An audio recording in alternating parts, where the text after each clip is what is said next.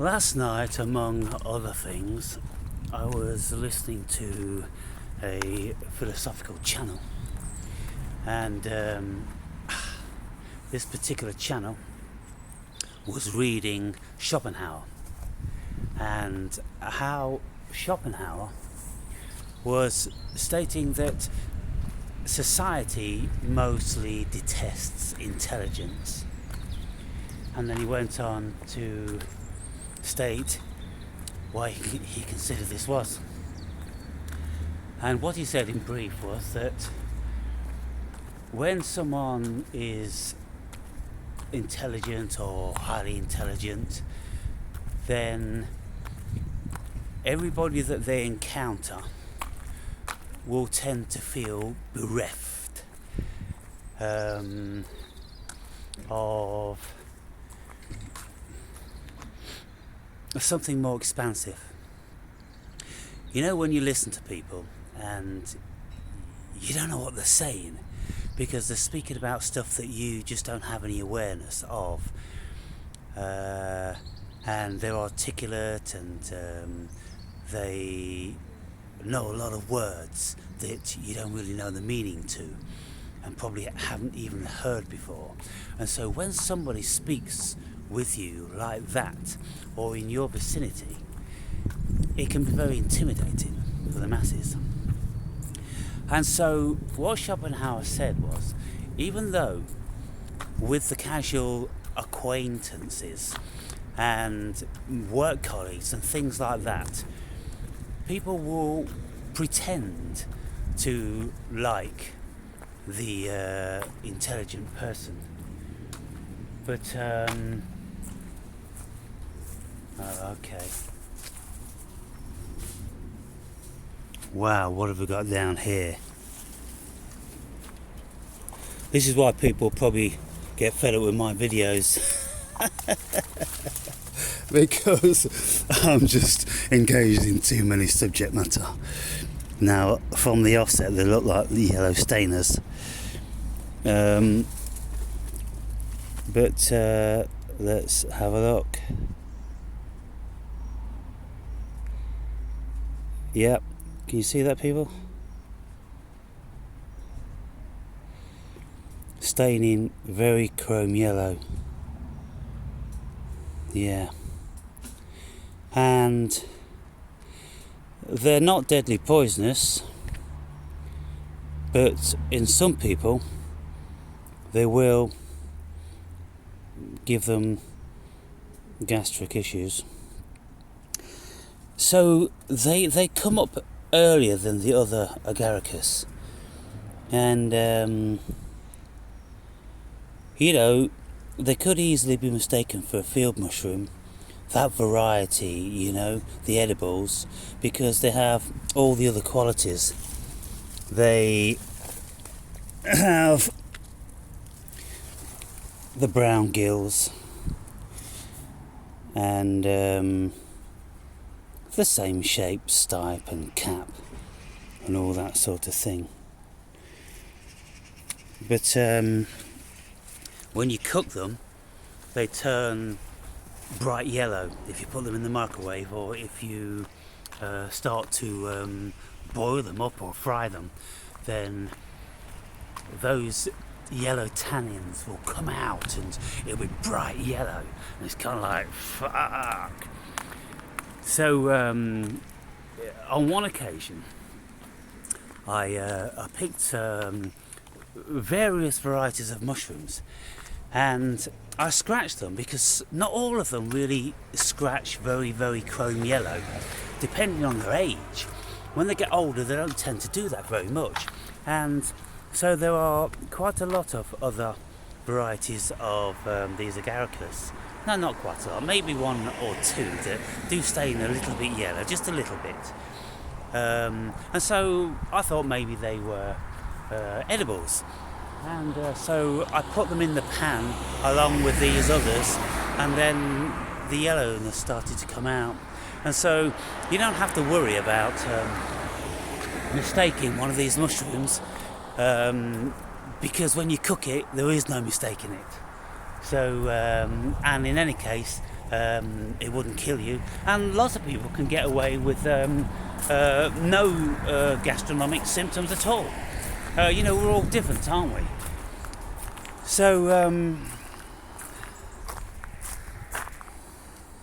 it's fungi time, people. It's fungi time. And I'm on the trail. Oh, well, look down here. In there, you can see lots of variety. Let's see what this one is. Now, this looks like a nice edible. Is that a little bit of yellow on there?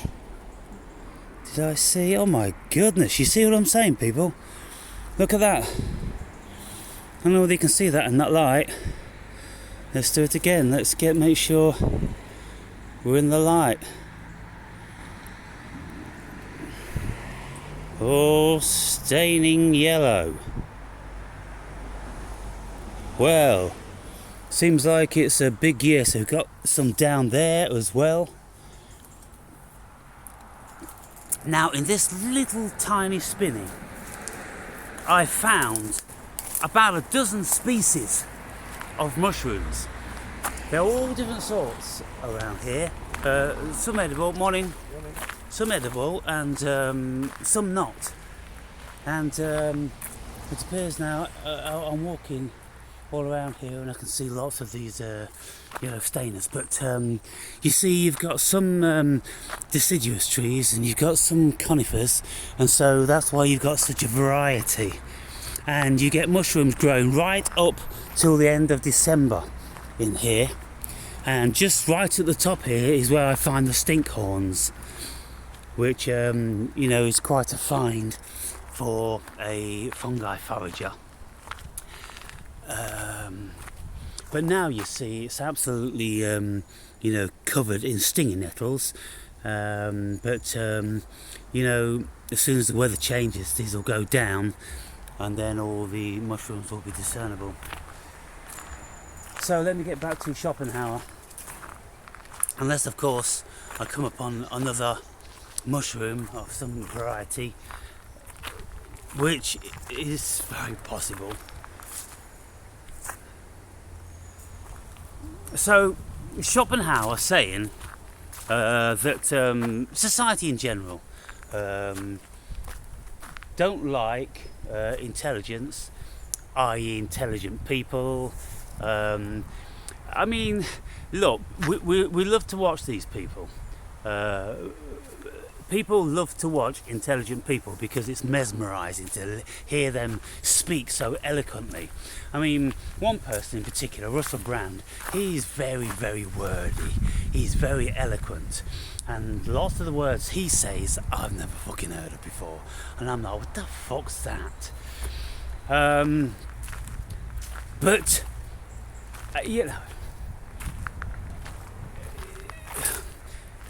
the thing is, when we are listening to people, we, by rights, should look up the words. And so this is what I was doing when I was starting out reading philosophy and psychology. I had a dictionary. I was reading the dictionary alongside whatever book. This went on for 3 or 5 years. And I used to write hundreds and hundreds of words that I came upon in these esoteric writings until my vocabulary grew. But still, after all these years of this prolific amount of reading, I still, I'm stumped when Russell Brand says a few words. And I'm like, well, where does he get those words from? Because I can't say I've ever come upon them, and I read a lot of esoteric stuff. So who knows? Who knows, people?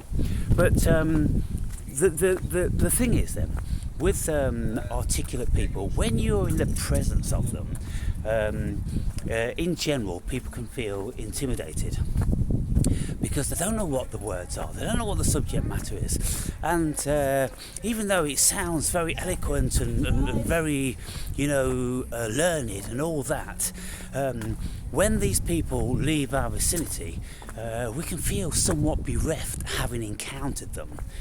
And there was a certain time in my life where I was encountering people on a very regular basis in close proximity, and they would say that they are very intellectually challenged when in a conversation with myself, and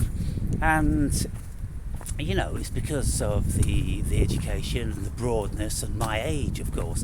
If I'm speaking with people half my age, from different backgrounds, and they haven't read all these books, then of course it does seem like that. And so lots of people, they avoided speaking to me because they just felt too intimidated.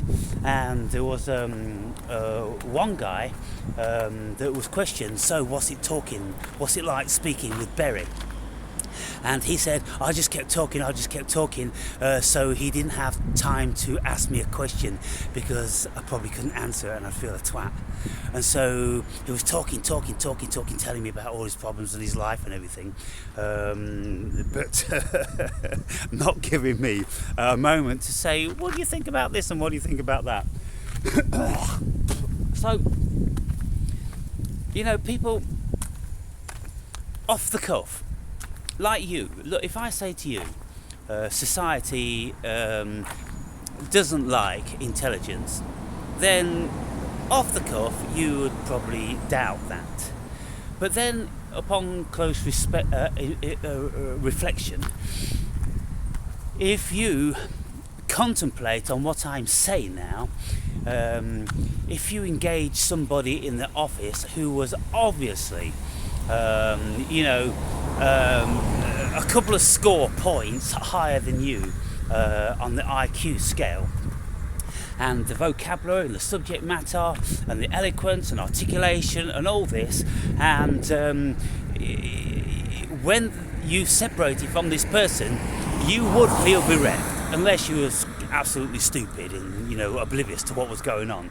But you would feel intimidated, you would feel bereft, and you'd be quantifying yourself, you'd be measuring yourself.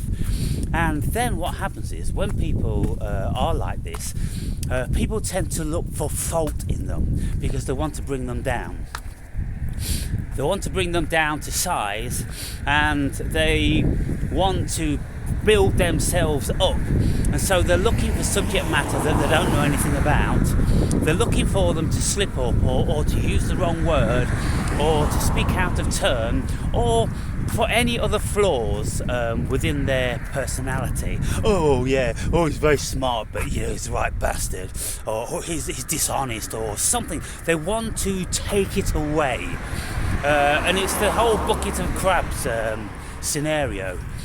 If a crab tries to escape out of the bucket, all the rest of them will pull it back down because they couldn't bear the thought of a crab getting out of the bucket. And this is, Plato's cave, and it's lots of things like this, and it's absolutely true.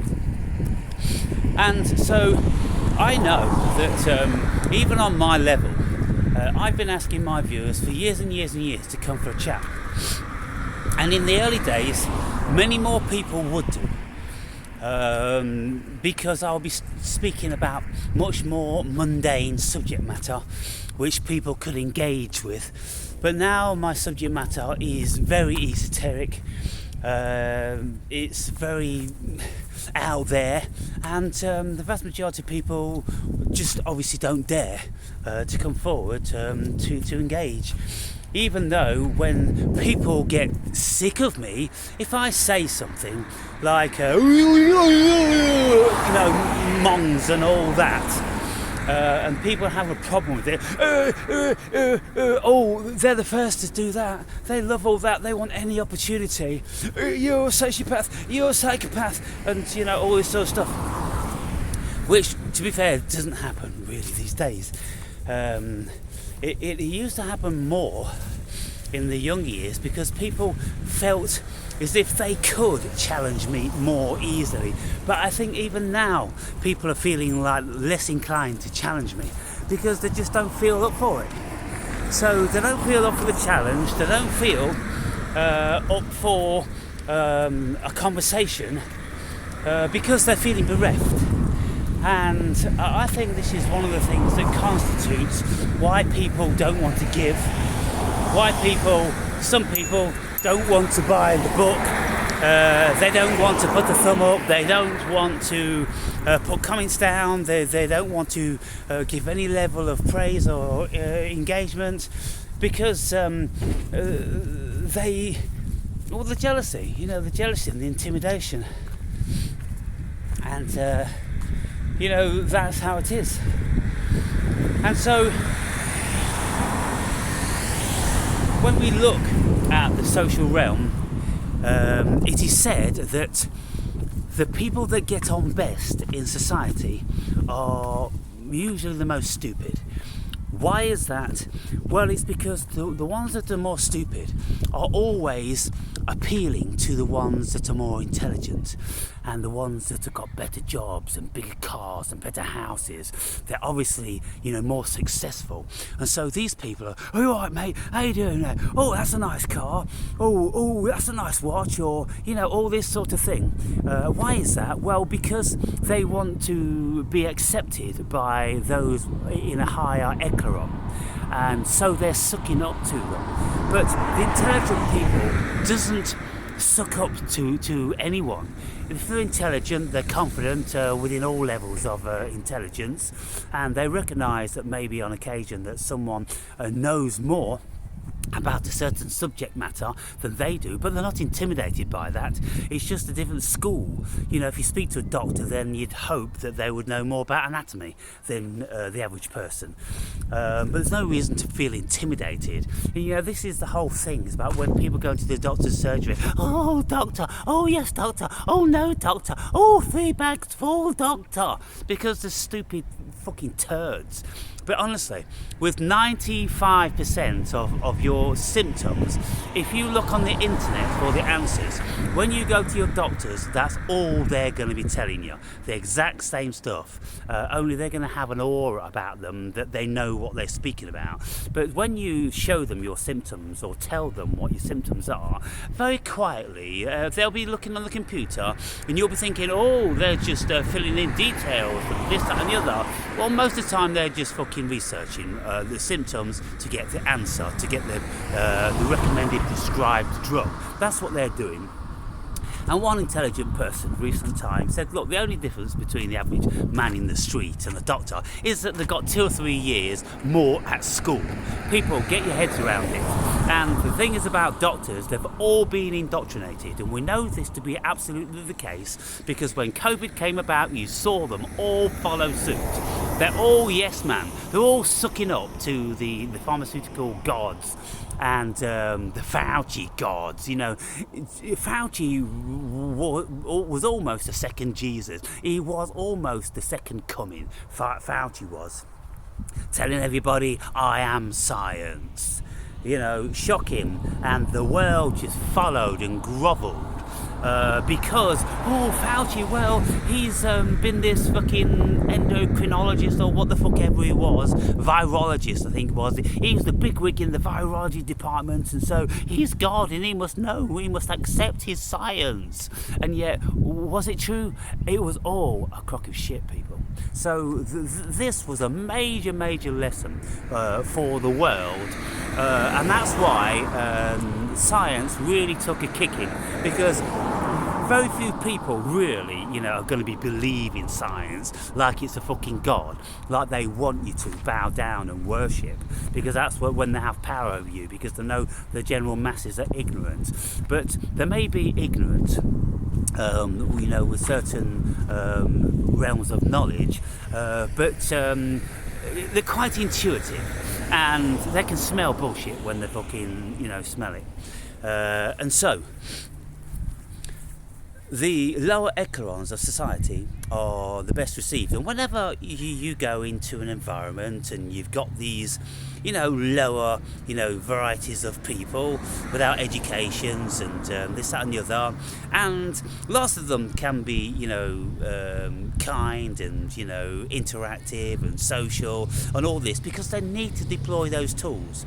Whereas a higher educated person doesn't need to feel as if they need to suck up to anybody, get anybody to like them. They don't care. And like I'm always saying to you, I don't care what anybody thinks or says about me. It really isn't ever going to affect how I am as a person. And obviously that permeates, and then people think, oh, he loves himself, oh, he's up himself, and this, that, and the other. It's just about being confident and sure of what you are. And when you are that variety of learned person, then you're just not bowing to these freaks that want to cancel you. You don't give a fuck. I'll tell you what, I'll cancel myself. I've cancelled myself every day I put up videos. I cancel myself to ensure that they never get the fucking pleasure, because I'm not interested in their acclaim. I'm not interested in them putting me on a pedestal, because in an instant those fickle motherfuckers will take you straight back down. Now, a classic instantiation of this is Greta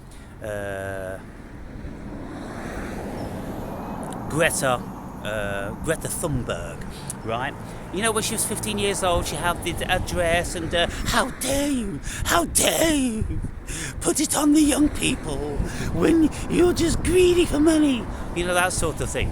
And she was nominated fucking OBE and fucking she was put there. She wore the crown. Everybody was fucking worshipping Greta Thunberg. What a genius, 15-year-old, to dare to say this to the world. But in recent times, she spoke out about the Israelis and what they're doing in Palestine or to the Palestinians. And then all of a sudden, the tabloids, you want to see, all the big tabloids, Greta Thunberg, anti-Semitic. Look at the game that's being played, people. Look at the fucking sickness. And so I've always ensured, from the very, very beginning, nobody will get under a misconception of me. I would extend, I would become a caricature of my arrogance. I would become a caricature of my haughtiness. I exercise and I exhibit caricatures of all these things, so they are larger than life, because if people ever met me and were on a one-on-one, then they'd find me a very amicable guy, a great listener and a great interaction and good human skills all round. But when I'm making my videos, I'm ensuring that I don't get any silly grovelling sycophants, and the worst, of course, are the love and lighters that come onto the channel now and again from whatever videos, or Christians and that, and then with a few videos that they want to hang you, fools. They are fools, people. And so that's the thing then about intelligence. And so ask yourselves, are you intelligent? Do you carry yourself in this sort of way? Or are you the sort of person that sucks up to everybody? It's like being an ugly girl. Look, ugly girls always tend to have nice personalities, don't they? It's not by fucking chance, people. It's because they need to deploy that tactic, because they don't have this. They ain't got the tits, they ain't got the arse. What else they're gonna do? Otherwise they're always going to be left on the fucking shelf. So they've got to pretend to be nice and go out their way to be nice and kind. So people go, well, it's not much to look at, but she's kind, you make a good mum, and I'm sure she'll get the dinner on every day trying to please me. That sort of thing. And then when you've got short guys around tall guys, all right mate, and all this business, and they want the tall guy to look down and bring them up. They want the tall guy to bring them up psychologically, They don't want to be left down there feeling all small and insignificant with giants all around them. No, so then they'll deploy tactics. And invariably, my old man always used to say, when I was younger, he always used to say, the smallest men have the biggest of gobs. And it's like the Fat Controller in The Wizard of Oz. Big booming voice across the whole land. And then when Toto pulled the curtain back, it was this little fat bald man. And that's it. All these pretenses being generated and projected. So, as usual, people, my videos, they're about the opportunity of self-reflection. They're not about me. I'm just the messenger. And I'm the messenger that comes to you, so your soul, spirit, ego will ask the questions what I'm speaking about, and you will ask if it's true to you or not. Maybe you like to contemplate some of these things and then bear them in mind next time you're in an environment, and you can say to yourself, oh, there's a little guy over there with a big mouth, that's just what the Awakened Brave was saying. Or there's a short guy sucking up to all the tall guys, what's all going on? Or there's an ugly fat bird over there, and she's so kind, and she's giving out all the cakes, and she's listening to everybody's sob stories and this, that and the other. Yeah, it's all going on, people, and it's all for a very good reason, and it isn't what people think from the offset. There's all deeply psychological ulterior motives to this shit, people. But what I'm saying is about myself, what you see is what you get, people. Only what you think you see is very often a caricature. And it's a projection, it's a preventative measure, so people don't try to elevate me on a pedestal. They don't try to think I'm something that I'm not. They don't try to incorporate me into a certain group or anything like that. No, I'm not a member of any group or any clan or anything like that. I'm always going to be the lone wolf, and I'm going to operate accordingly, because I don't need anybody's acclaim, I don't need anybody's assurance, I don't need anybody to like me, love me, or tell wonderful stories about me. I'm completely indifferent to all of that bullshit which the fucking pink ape gives out on an ongoing basis. I'm a free fucking man. Are you? Are you free? Are you a free man? Are you a free woman? Are you really that self-asserted? Are you really that self-assured? Do you really have the confidence that you don't need anybody around you? Or is it that you're always going to be nice to this person, you can't say anything to that person, you don't want to upset this person, and all that sort of shit? You live in prison, people. You live in prison due to your own insecurities. And what I say to you is grow up.